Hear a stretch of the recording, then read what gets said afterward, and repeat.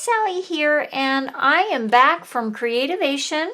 So I thought I'd do a few videos to talk about my experience there and things I learned and saw and all that stuff. So I thought I'd start off with the classes I took. My first one was called Mixed Media Techniques with Hero Arts. And so what they had us do was create a little swatch tag booklet thing to help us think of different techniques that we could try when we're not sure what we want to do.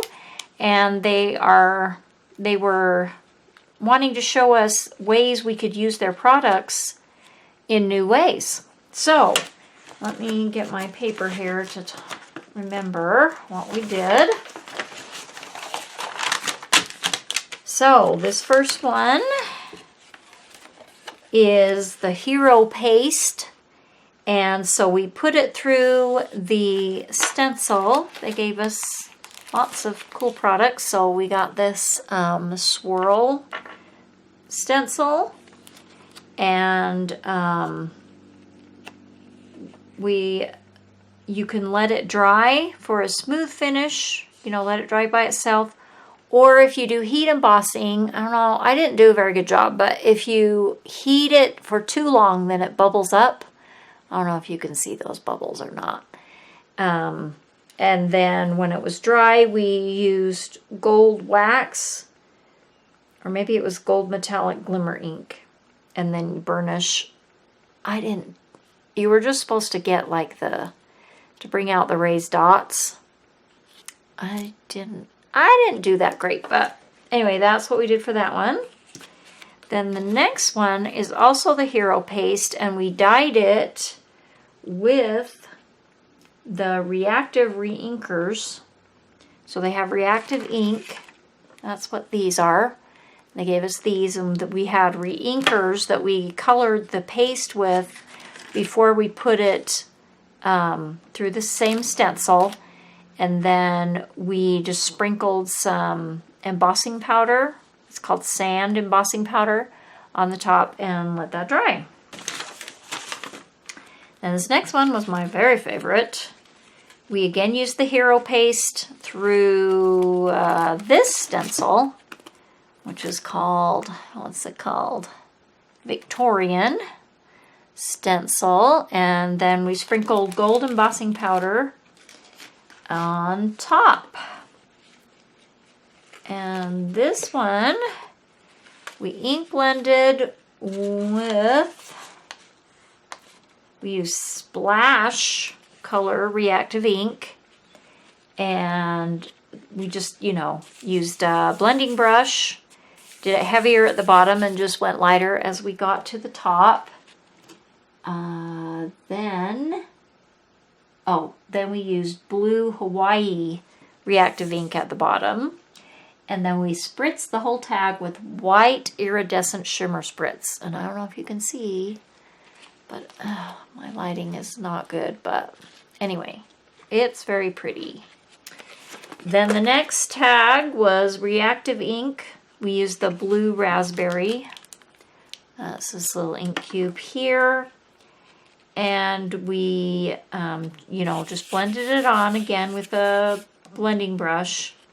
And then we spritzed it with water and let it sit for a few minutes. And then we put a paper towel on top to lift some of the ink, so it left with like a splatter effect. I don't know how well you can see these. Anyway, okay, so the next one was again Reactive Ink, and we just took the grape slush ink and put it down on our craft mat, sprayed it with water, and then just set the tag in it and dried it, and then did it as many times as we wanted to get the effect.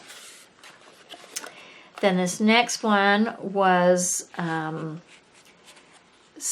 done with watercolor sprays. So what she did was she took some of their liquid watercolors and added them into a spray bottle with some water and you can make your own sprays that way. So we just used a few different colors, and you can do a second layer or you know, mine just all kind of ran together and looks, I don't know. I don't know if I like it or not, but I'm not as practiced in these things as I could be, but I'm learning. Okay, this was called taco stamping. So what we did was we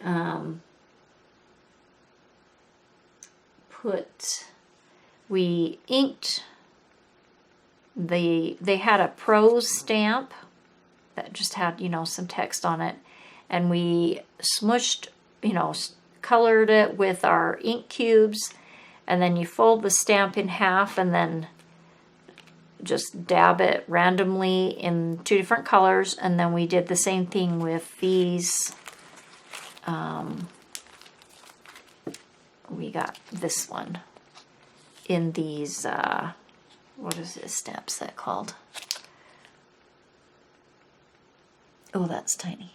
Tiling Textures stamp. And we used this one. Or I used that one. I don't know, they might have used a different one. Anyway, and then we stamped the word. We got these, what's this one called? Art journal messages. On the sample, it said create. I liked dream better. Okay, then the next one, turn my page here. We used colored pigment inks and stenciled through the cobblestone stencil, and that was this stencil. And then we used clear embossing powder to make it shiny and stand out. Then we used the prose stamp with embossing ink, and then heat embossed it with sand, or maybe it was the gold embossing powder. Yeah, I think I used the gold. And then did watermark and embossing ink and sprinkled on white puff embossing powder and heat set. So you just like took the whole little cube and just randomly did spots and added the white. And let's see, there was another, abstract ceiling bold prints. So that was this, let's see, that's this big stamp. So we used the